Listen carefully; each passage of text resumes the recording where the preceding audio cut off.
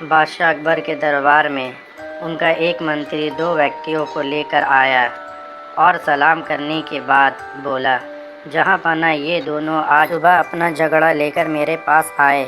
बहुत सोचने के बाद भी मैं समझ नहीं पाया कि इनका झगड़ा मैं कैसे सुलझाऊं, इसलिए दरबार में आपके सामने लेकर आया हूँ। बताओ क्या मसला है, ये दोनों किस बात पर झगड़ रहे हैं?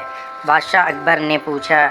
मंत्री बोला, हुजूर, इन दोनों के मुंह से ही पूरी बात सुन ले। फिर उसने उन दोनों को अपना अपना पक्ष रखने को कहा। पहला व्यक्ति बोला, हुजूर, मेरा नाम आमिर है, मैं एक व्यापारी हूँ और मेरे पास कई एकड़ ज़मीनें भी हैं, लेकिन ये आदमी दावा कर रहा है कि मैं इनका नौकर हूँ और इसकी पहचान लेकर मैं उसके व्यापार, ज़मीन और दौलत पर कब्जा कर लिया हूँ। दूसरा आदमी बोला, हुजूर, ये झूठ बोल रहा है, असल में मैं आमिर हूँ, मेरी कई एकड़ ज़मीनें हैं और मेरा अच्छा खासा व्यापार है।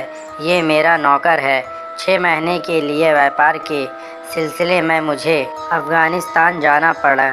उस दौरान मैंने अपने ज़मीनों के देखभाल की जिम्मेदारी इसे सौंप दी। अपने जीवन भर की कमाई दौलत भी मैंने इसे संभाल कर रखने के लिए दी, लेकिन मेरे जाते ही इसके मन में खोट आ गया।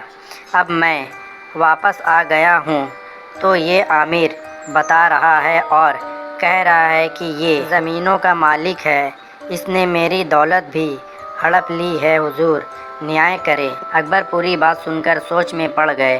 फिर उन्होंने दरबार में उपस्थित मंत्रियों से पूछा, यहाँ ऐसा कोई है जो इस बात को सुलझा पाए, जो भी ये बता पाए कि इनमें से कौन मालिक है और कौन नौकर है, उसे मैं सोने की 100 अशरफियाँ इनाम में दूंगा। हमेशा की तरह बीरबल झट से खड़ा हो गया और बोला, हुजूर, मैं इस बात को अभी सुलझा सकता हूँ। फिर वो दोनों व्यक्तियों के पास गया और बोला, तुम्हें शायद पता नहीं कि मैं लोगों के दिमाग में चल रही बातें पढ़ सकता हूँ, इसलिए चाहो भी तो तुम दोनों मुझसे सच छुपा नहीं सकते। इसलिए बेहतरी इसी में है कि खुद सारी बातें सच सच बता दो। लेकिन दोनों में से कोई कुछ ना बोला।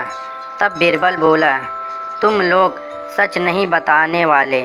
ठीक है, अब ऐसा करो कि अपने पेट के बल ज़मीन पर लेट जाओ। मैं अपनी आंखें बंद कर तुम्हारे दिमाग में चल रही बातें पढ़ता हूँ, फिर मैं सबको बता दूँगा कि कौन सच्चा है और कौन झूठा। दोनों व्यक्तियों ने वैसा ही किया। बीरबल आंखें बंद कर कुछ देर ध्यान लगाने का सवाल करने लगा।